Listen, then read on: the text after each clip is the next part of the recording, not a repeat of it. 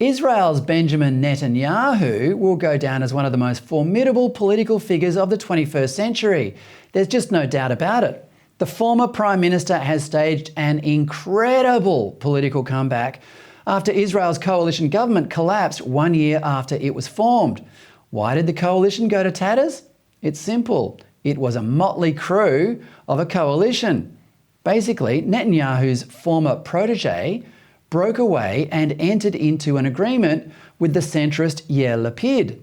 They had a power-sharing deal, and then a small Islamist party, the United Arab List, joined the coalition. Essentially, it was an anti-Netanyahu coalition. It was never going to last because all these minor parties came from different political persuasions and could never agree on anything. So after failing 4 times in a row to secure an outright majority and spending 16 months in opposition, Israel's longest-serving Prime Minister is back. After 5 elections in less than 4 years, many Israelis will want stability.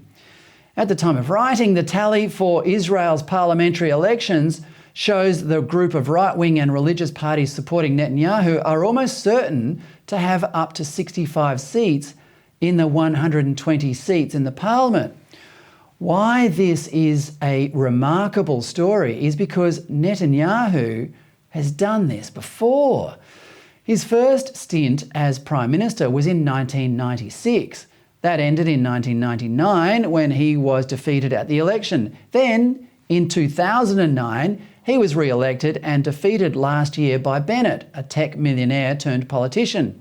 Bennett admired Netanyahu for years, and his memoir begins with a note of gratitude to his former boss and ends with a chapter entitled "What I Learned from Netanyahu."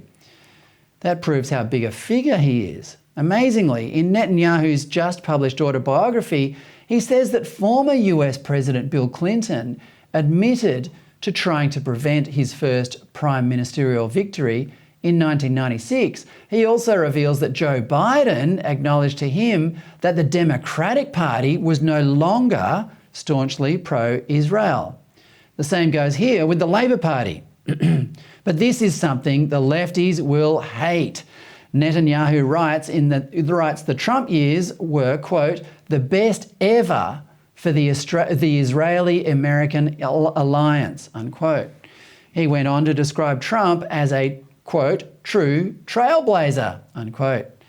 How is that allowed to go into print?